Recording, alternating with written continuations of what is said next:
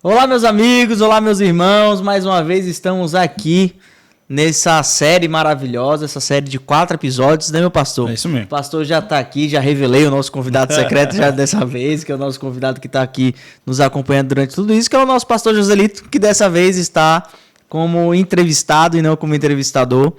E essa nossa série aí, que é a série que nós chamamos de Entendendo Cristo nos Dias de Hoje, foi uma série que a gente abordou muito sobre temas muito importantes, principalmente sobre quem era Cristo, para que as pessoas consigam entender quem era Jesus. A gente falou um pouco sobre o amor do tipo de Deus, nós falamos sobre Davi, nós falamos sobre também a Torre de Babel, a gente falou bastante sobre isso, sobre a descendência de que, na verdade, a jornada ali, a família, toda a parte de hierarquia mesmo ali, que envolveu todos os parentes até o momento em que chegamos aqui, em que o Cristo nasceu, e o porquê de Cristo ter nascido também na genealogia aí de Davi.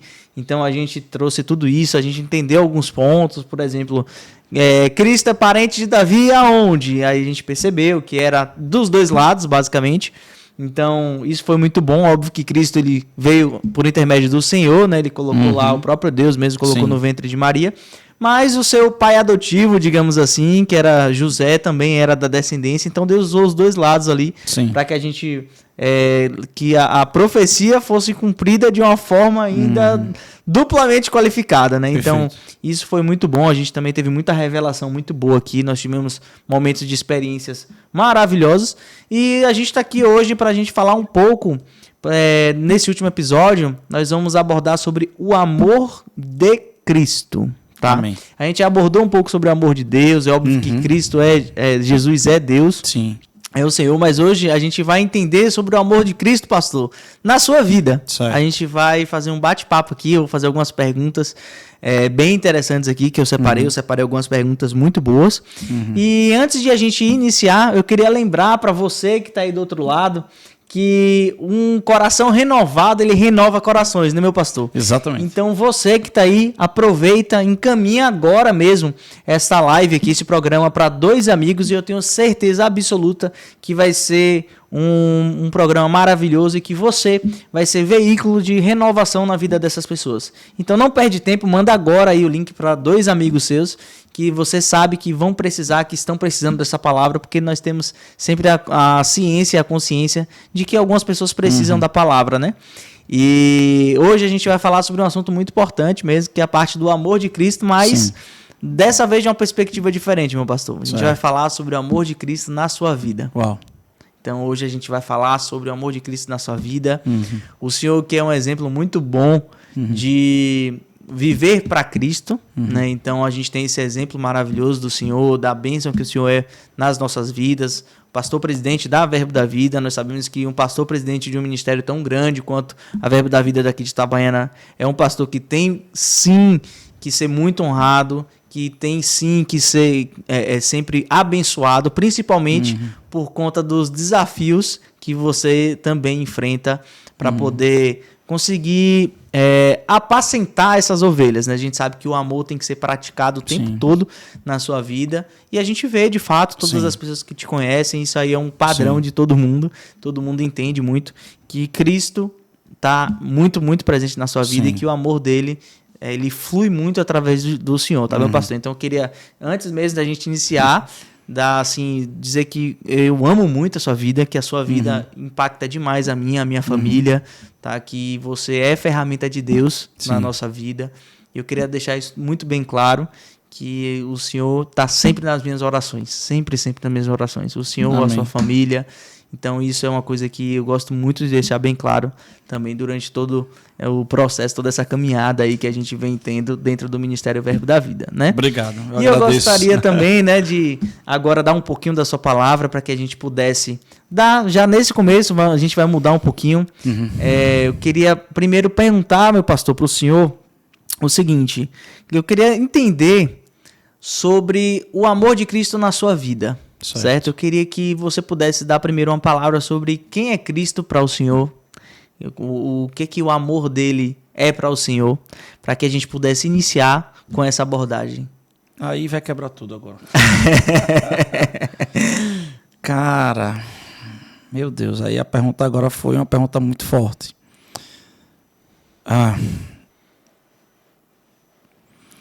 Jesus, eu sei que seria jargão eu falar isso. Existe uma música agora que está sendo muito cantada, né? É ele, né? Está havendo uma discussão teológica muito sobre essa questão de cantar aquela música, que a música eles falam o seguinte: é ele por ele que eu estou gastando a minha vida. E diz que muitas pessoas que estão cantando essa música não vivem o que estão cantando, né? Eu não estou aqui para julgar, até porque a pessoa também pode estar profetizando, né? Isso é bom também. Mas eu acho que aquela música reflete o meu coração no dia de hoje. Por quê? Porque eu não teria para onde ir se não fosse ele. Na verdade, eu não estaria vivo aqui se não fosse ele. E eu sou completamente alvo do amor ágape de Deus. Porque eu era um inimigo de Deus. Eu odiava Deus. Eu não acreditava em Deus. Eu achava que Deus era uma resposta que o homem dava para ele mesmo por alguma ausência de alguma questão existencial. Eu achava que era uma criação do inconsciente do homem para dar uma resposta dele não conseguir lidar com a morte. Até que um dia eu fui alvo da sua grande misericórdia, em que eu tive um encontro com ele. Como Paulo teve um encontro naquele caminho de Damasco. Eu precisava de um encontro experimental, que eu experimentasse, empírico, que eu pudesse provar. E eu imagino que o Deus que tudo criou, poder parar um tempo para buscar me alcançar. Eu falo igual a Davi, quem é o homem, para ele poder se lembrar. Então, ele é a minha vida. Eu jamais poderia fazer nada que pudesse chegar ao nível do amor que ele tem por mim. Amém. Eu estou enquadrado naqueles que dizem que a quem ele muito amou não pode negar o perdão para outra pessoa e o amor a outra pessoa. Eu sou esse homem que, semelhante a Paulo, precisou ser muito amado, precisou ser muito perdoado, precisou ser resgatado. Não tinha nada de bom em mim. Não tinha nada de que eu pudesse me gloriar em mim mesmo, a não ser minha vaidade, meu orgulho, minha soberba, minha arrogância. Então, para mim, eu imagino, Marcos, que Deus, ele é autossuficiente em si mesmo. Ele não precisava nem ter me criado. Ele não precisa de mim para nada. Ele não precisa de mim para nada, ele já é. Mas ele transbordou tanto amor que ele me criou. E ele me transbordou de tanto amor que em meu ódio para com ele, ele me alcançou. Amém. Amém, muito bom. É isso. Muito, muito bom, pastor. E essa sua fala agora me lembrou muito sobre a frase que veio na minha cabeça, na verdade, quando você estava falando, foi o que em suma a sua resposta foi Deus é tudo para mim e o amor que eu sinto por ele é incondicional, é um amor que não tem nenhuma condição específica para ser atendido, você simplesmente ama por quem ele é e por quem ele foi e por quem ele é na sua vida, né, até hoje. E assim, meu pastor, eu entendo sobre quando a gente fala sobre amor incondicional, que é esse amor que o Senhor sente por Deus, e também o amor que nós sabemos que Deus sente por você também, sente por mim, sente por todos nós, que esse amor incondicional, porque é como o Senhor falou. Deus, ele não tem Ele não precisa da gente, né? Mas ainda assim ele nos ama incondicionalmente. Ele não precisa, mas ele ama. Então é um amor incondicional. Não tem condições para amar. Mas eu me faço alguns questionamentos. Certo.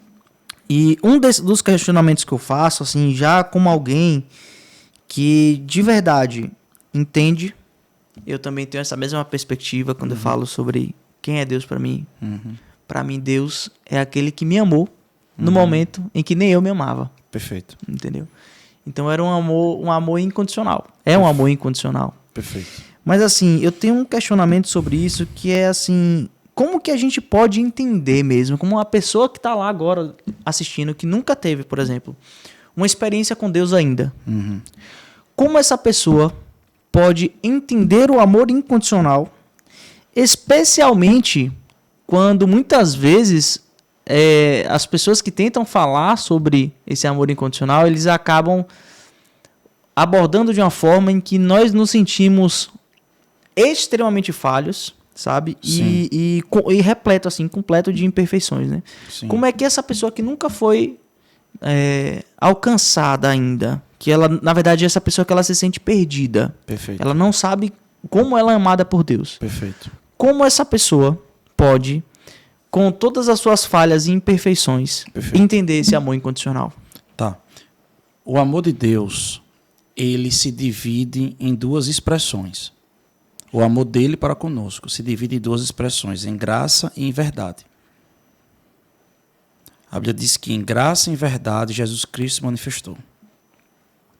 No Antigo Testamento você vai ver, por exemplo, acheguemos ao trono da graça e da verdade. Então sempre você vai ver essa expressão no Antigo e no Novo Testamento, graça e verdade. Então o trono de Deus é de graça e verdade e a manifestação de Cristo é em graça e em verdade. Então nós precisamos compreender que quando Deus nos ama de forma incondicional. Tá? Isso é muito verdade. Entretanto, por Ele nos amar, Ele quer o melhor para a gente. Então, são duas coisas totalmente diferentes. Imagine você agora, uma mãe, que tem um filho preso. Uma mãe, no amor de mãe, ao nível de mãe, um amor humano. Né? Um amor forte, mas um amor humano.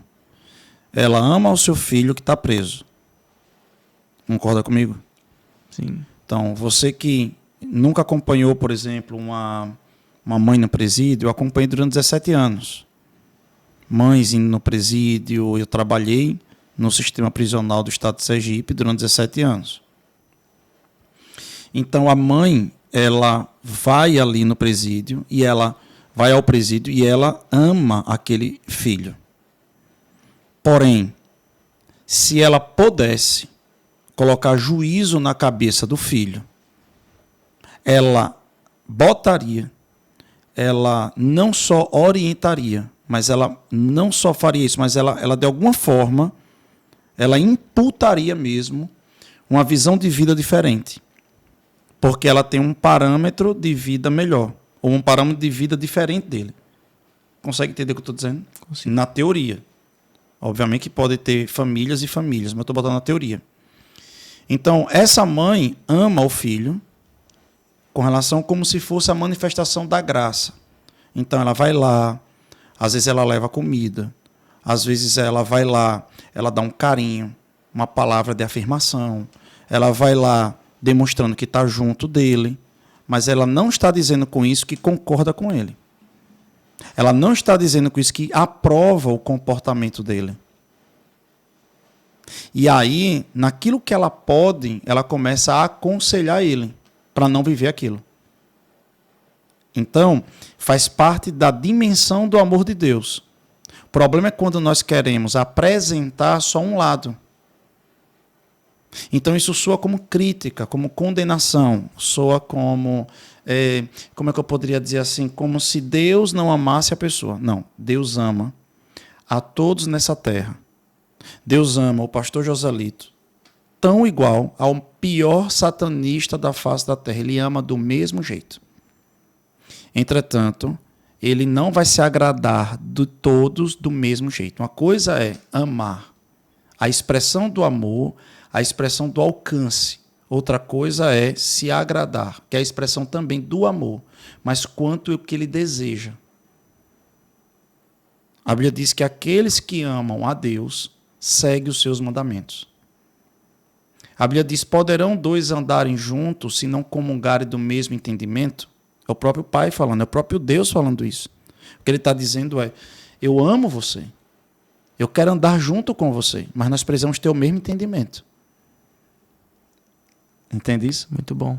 Então, amar é alcançar, é perdoar, é abençoar, é curar, é libertar, é livrar. Mas não quer dizer que em tudo está concordando. O problema é que a religião, os religiosos, não estão apresentando a graça, só está apresentando a verdade. Mas a graça é o que antevém a preparação para ser ministrado a verdade. Amém. Muito bom, excelente, meu pastor. Excelente, excelente. E assim, eu sempre me pego pensando muito, quando eu começo a pensar em Jesus, né? E eu começo a pensar, meu Deus, eu me pego muito pensando dessa forma.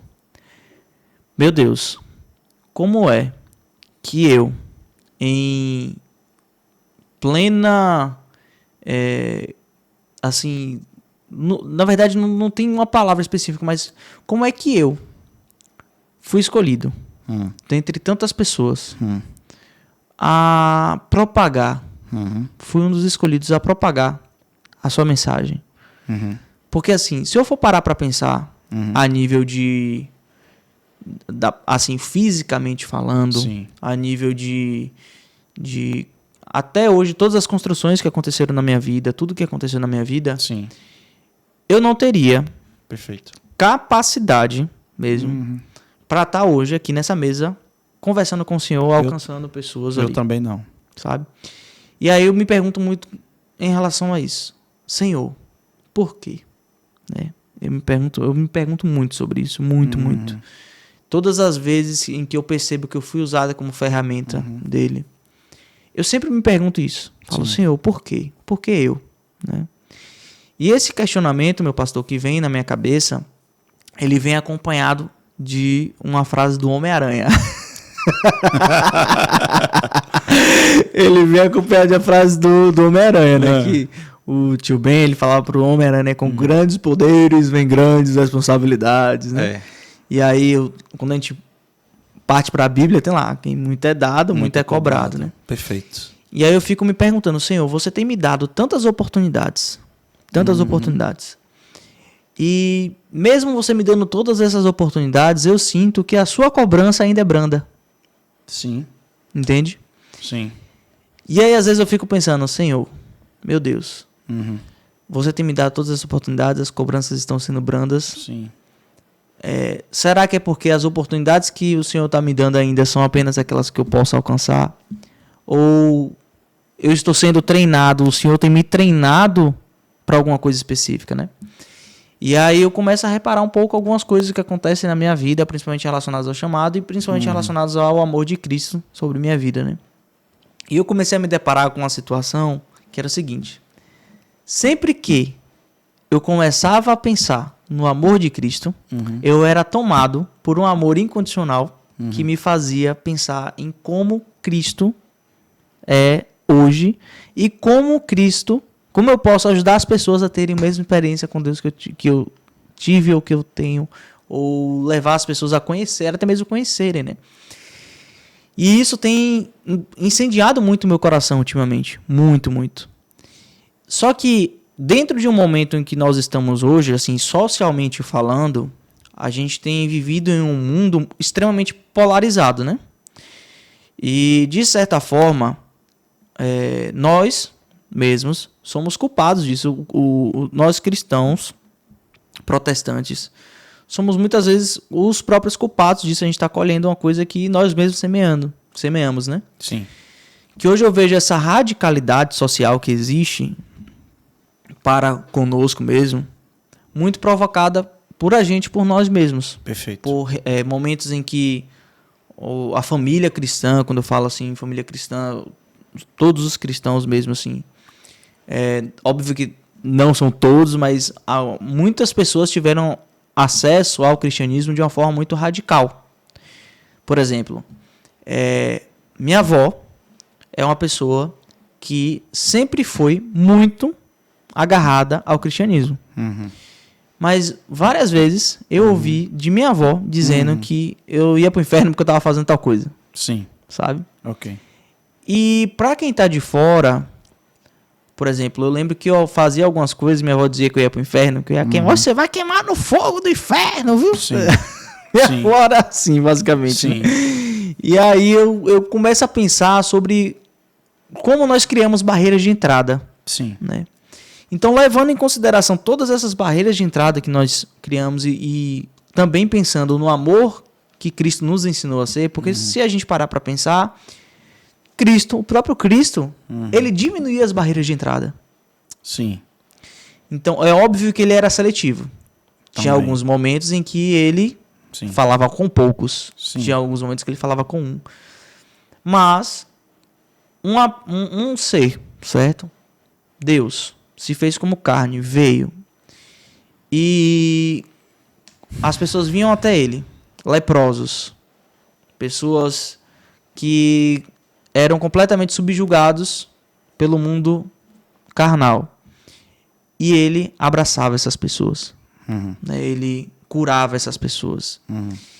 E isso tudo me mostra sobre, para mim, um ensinamento que Cristo nos deu de como cuidar, de como amar as pessoas que ainda não conhecem a verdade, né? Não conhecem a graça dele também ainda. Perfeito.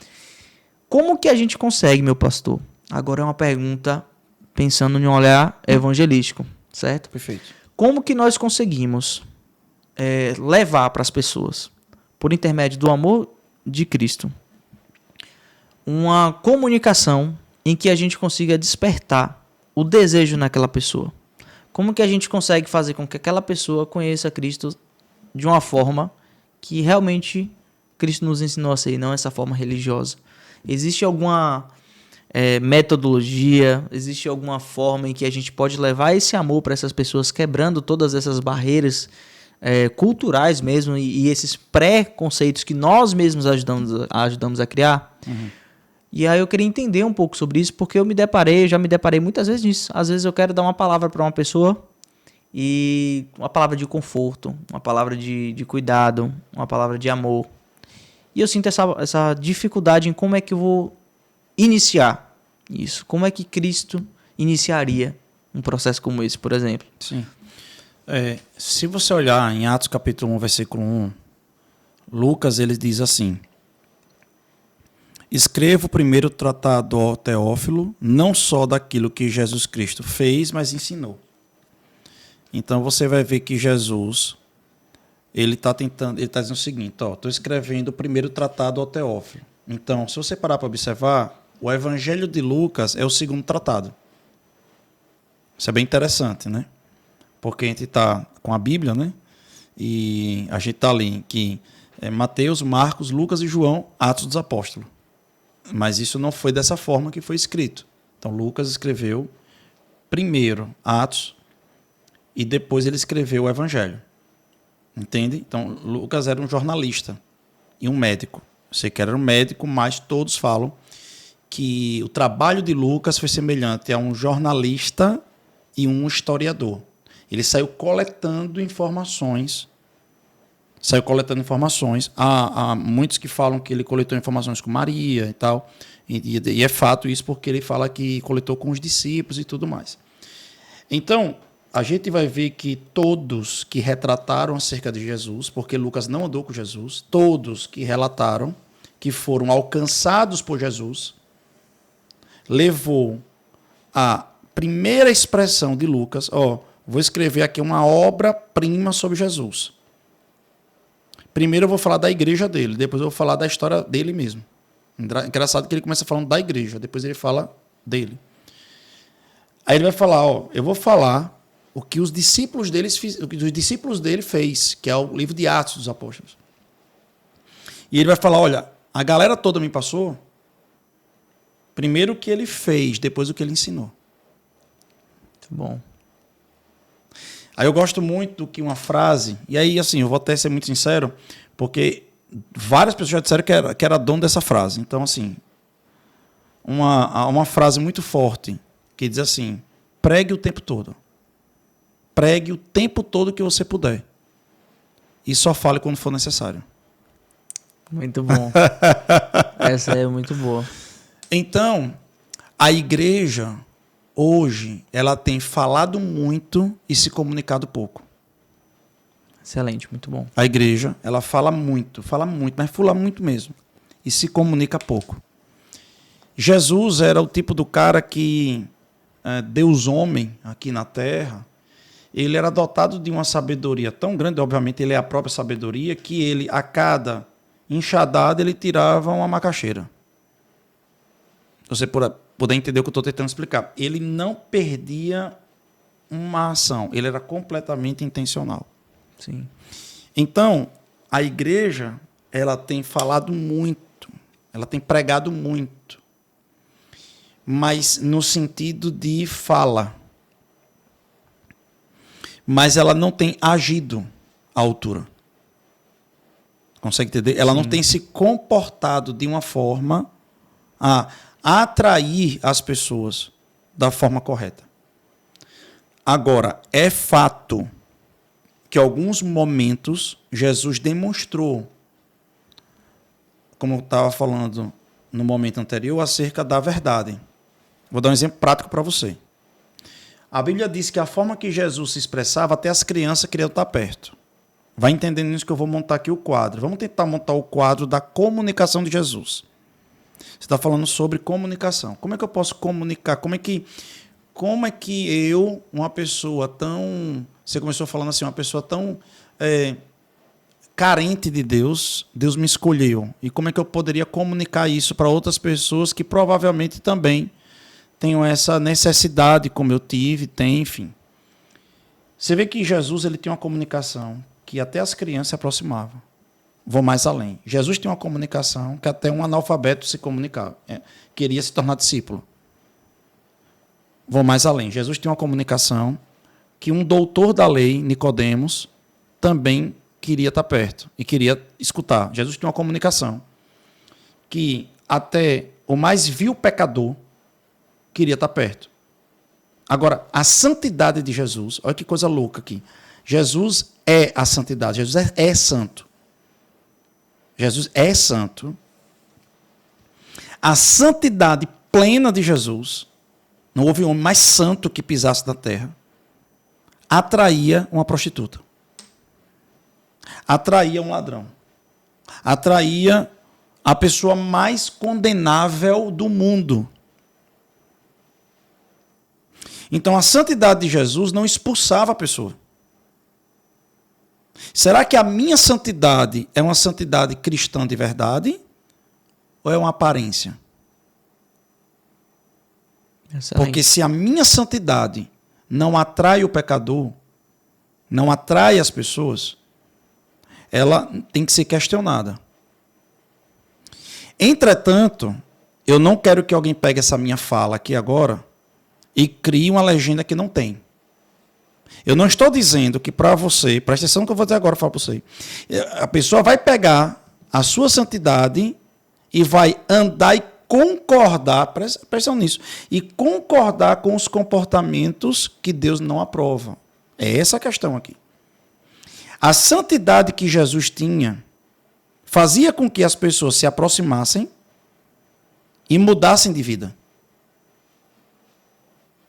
Eu vou dar 2 fatos para a gente poder pensar mais um pouco.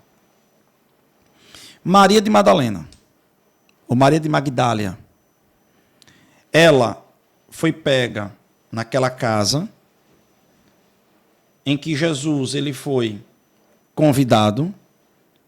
Os fariseus olharam para Jesus dizendo, se ele fosse profeta de verdade, saberia que essa mulher é uma pecadora. A palavra pecadora ali tem a ver com pecado sexual. Muitos interpretam que ela era uma prostituta. Pode ser que sim, pode ser que não. Ela poderia ser uma amante e não uma prostituta que vivia do dinheiro. Tá, ok? Então ela poderia ser uma amante, mas o pecado dela estava vinculado à sexualidade. Sexo ilícito. Ok? Ela se encontra com Jesus ali. Ela é limpa por Jesus ali. Depois, mais na frente, o evangelho vai dizer o quê? E estava ali com Jesus Maria de Magdália, aquela que foi liberta de 7 demônios.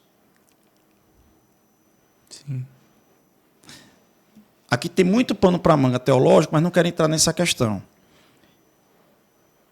A Bíblia vai dizer que alguém só receberia 7 demônios se a casa fosse limpa de um demônio, esse primeiro demônio saísse, e depois ela voltasse a pecar, e voltaria agora mais forte com 7 demônios. O que é que aquela passagem denuncia na Bíblia? Que Maria de Magdália foi limpa por Jesus, mas voltou para o pecado. Sim. Mas depois voltou para Jesus de novo. Sim. E Jesus libertou ela. E aí ela vai até a cruz. Sim. Concorda? Sim. Aleluia. Jesus, ele não enxotou ela. Do tipo, eu já lhe dei uma oportunidade um dia, não vou dar mais outra oportunidade.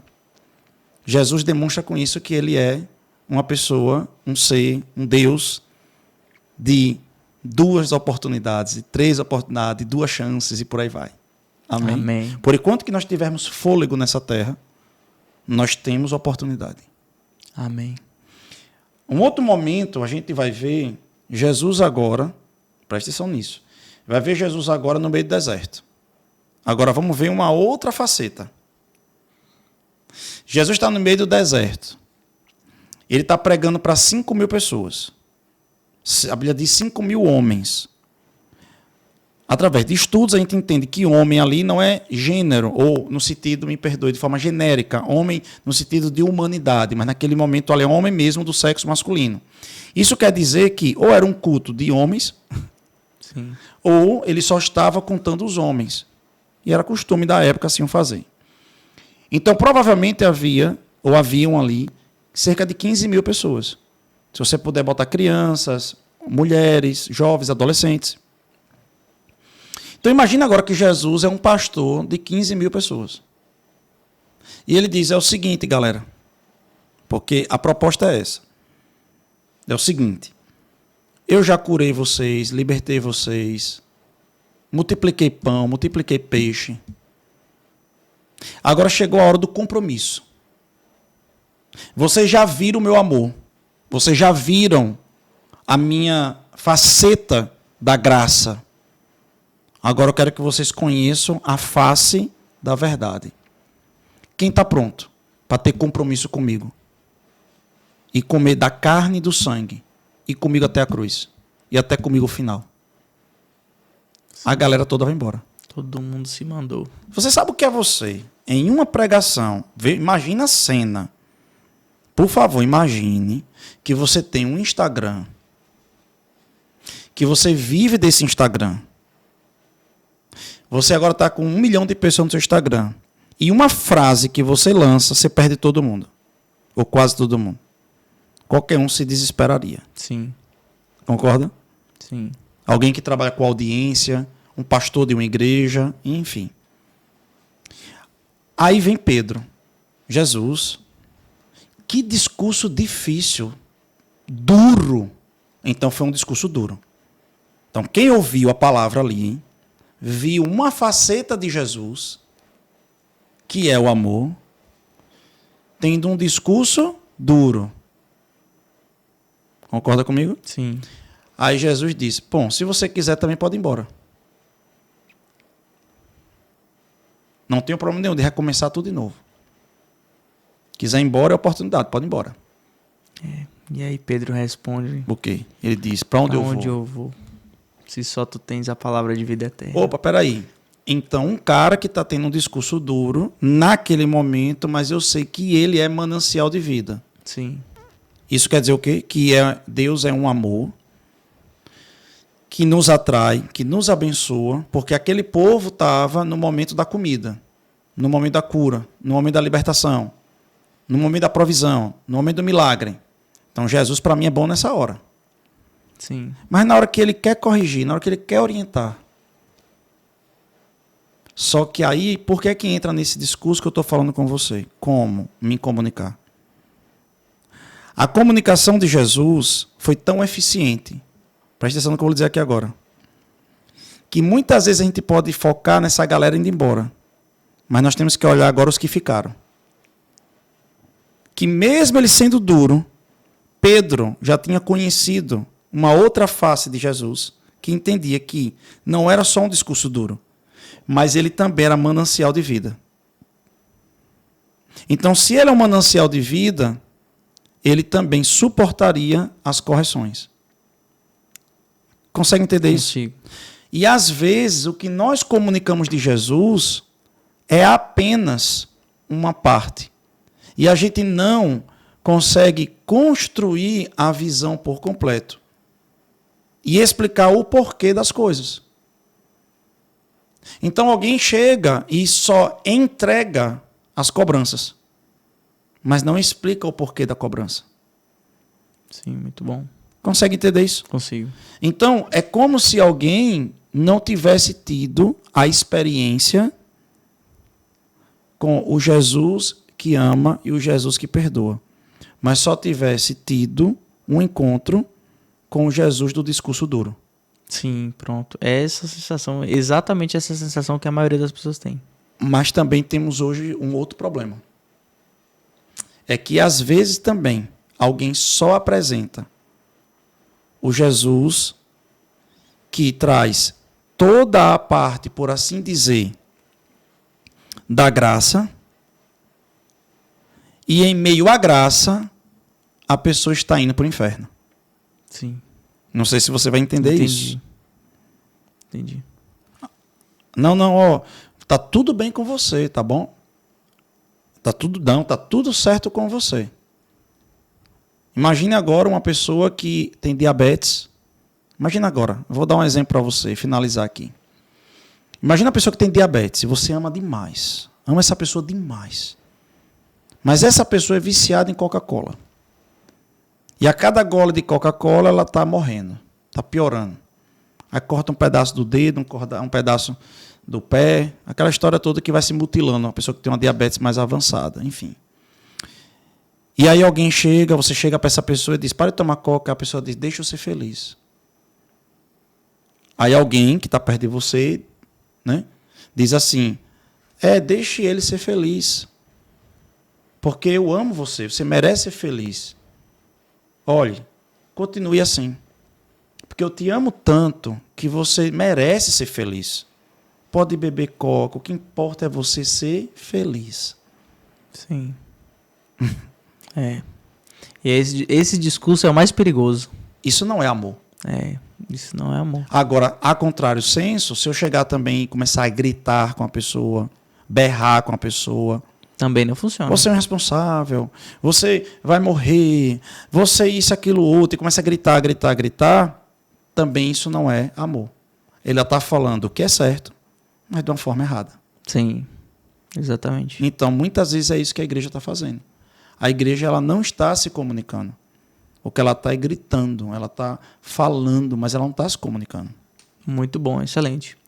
E um ponto muito importante que o senhor tocou aí, meu pastor, durante a resposta, foi o seguinte, uma coisa que para mim também acabou gerando outras conexões, foi principalmente a parte em que Jesus ele foi duro com algumas pessoas, né? E veja só, ele entregou amor, ele entregou milagres, ele entregou tudo de bom. Ele se entregou por nós. Uhum. Mas no momento em que ele precisou de uma determinada correção ali daquelas pessoas, para que essas pessoas acordassem para o que realmente importa, por assim dizer, a gente viu uma debandada ali em geral, as pessoas indo e ficando aqueles 12, né? E eu não consigo não relacionar isso e tudo o que aconteceu com a resposta final de Jesus a isso. né? Qual foi, assim, a resposta final de Jesus a essa debandada das pessoas, né? A resposta final dele foi ele se entregar naquela cruz por todas aquelas pessoas que viraram as costas para ele naquele momento. Perfeito. E isso me mostra como Deus, e ele é perfeito, né? Porque, assim, eu acredito que qualquer pessoa que não tem um amor faria basicamente o seguinte: eu vou lá morrer na cruz pra essa galera que virou as costas pra mim? Por quê? E aí a gente entende o que é que Paulo nos ensinou sobre o amor do tipo de Deus. Perfeito. Tudo crê, tudo suporta. E não tem como a gente não pensar em Cristo como alguém que, mesmo quando tudo e todos viraram as costas para ele, Sim. ele devolveu com amor. Perfeito. A resposta dele foi o amor. Perfeito. E se hoje nós estamos aqui, é porque ele foi, assim, ele escolheu, ele decidiu sofrer o pior tipo de morte que existia, para que a gente entendesse que a resposta final para todas as viradas de costa que qualquer pessoa poderia dar para ele, pode dar para ele até hoje, no final de tudo, ainda vai ser o amor. Perfeito. É como se fosse basicamente o seguinte: como se tudo tivesse aqui. Filho, é isso. Eu te amo. Mas eu preciso que você entenda isso. E a pessoa virou as costas para ele. Não, isso eu não quero. Isso aqui eu não quero. Não, isso aqui para mim é muito difícil. Isso aqui é muito difícil, isso aqui eu não quero. Ou, filho, é isso. Tome isso. Surgiu uma dificuldade. Como é que Deus está permitindo isso aqui para mim? Perfeito. E aí, não, Deus é injusto. Deus não é 100% bondoso. Eu tive já essa linha de pensamento de que Deus não era bom. Como é que Deus é bom e permite tanta coisa ruim acontecer? Principalmente comigo. E com as pessoas, sabe? Assim, ao meu redor. Eu via pessoas que eu amava passando muito sufoco. Mas no final de tudo, é como se fosse exatamente o seguinte: isso aqui é isso aqui. Não, mas isso aqui aconteceu, como é que você permite isso aqui? Não quero mais conta com isso, vira as costas. De fato, virar as costas para ele. Dá as costas. E a resposta dele, no final de tudo, ser: filho, eu ainda tô aqui. Sabe? Perfeito. Você precisa de mim, filho? Eu ainda tô aqui. Perfeito. Sabe? E não tem como a gente não pensar no amor de Cristo sem pensar no amor que vai nos amar verdadeiramente, mesmo que a gente tenha virado as costas para ele. Então, isso tudo, para mim, mostra muito sobre o amor do tipo de Deus e como isso é importante para a nossa vida e para que a gente possa entender como também esse amor ele é importante para a vida de qualquer pessoa. E hoje eu vi muito, a gente teve uma conversa lá hoje no gabinete do Senhor, e eu vi muita coisa ali acontecendo naquela conversa de que foi literalmente isso. Foi como se Deus estivesse aqui aguardando e fizesse: filho, pronto. Agora você entrou no propósito que eu tenho para você. E aí as coisas voltaram a acontecer de forma Perfeito. maravilhosa, né?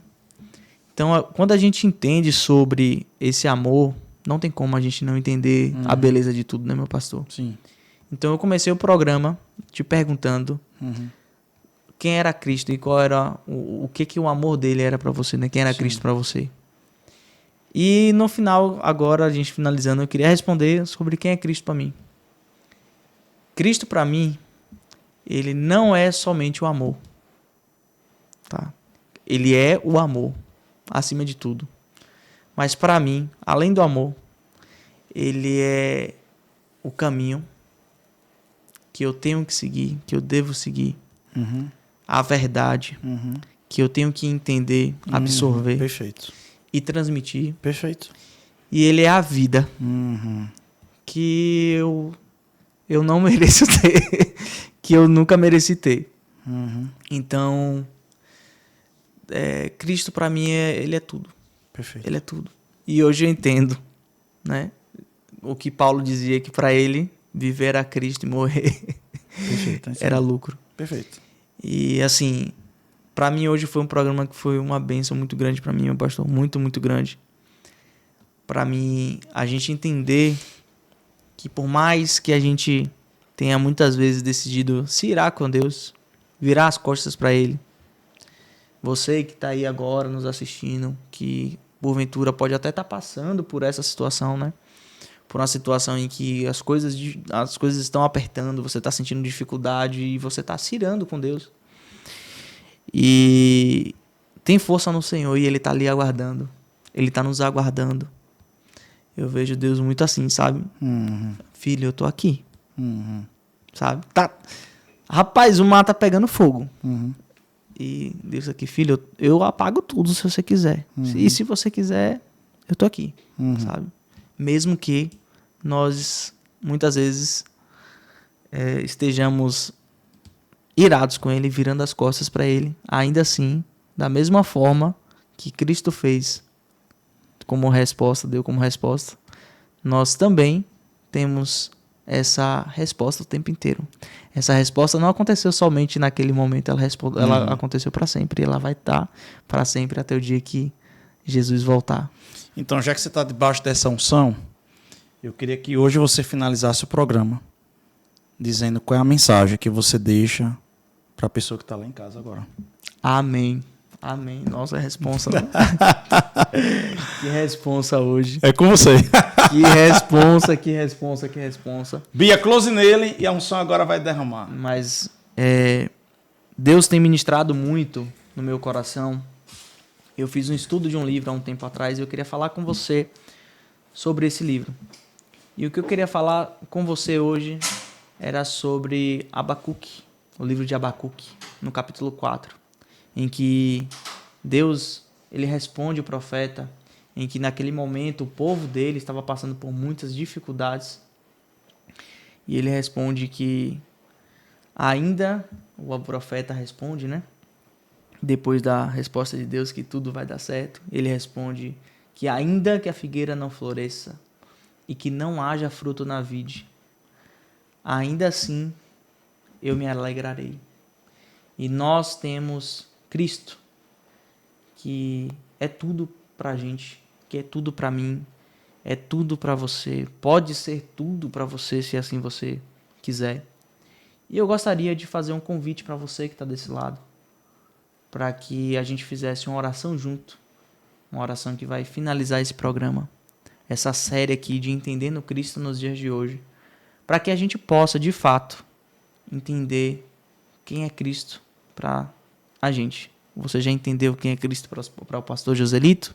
Já entendeu quem é Cristo para mim também? E fica o questionamento após essa oração, né? Um questionamento que eu vou fazer logo em seguida. Então eu gostaria de orar por você. Gostaria de pedir que você colocasse a mão no seu coração e fizesse uma oração agora. E eu vou fazer essa oração e você pode fazer junto comigo. Senhor meu Deus, glorioso Pai, a Ti toda a honra e toda a glória, Senhor. Pai, obrigado, Senhor, por você ser esse canal maravilhoso de vida na minha vida. Pai, obrigado por você sempre me mostrar que você está ao meu lado.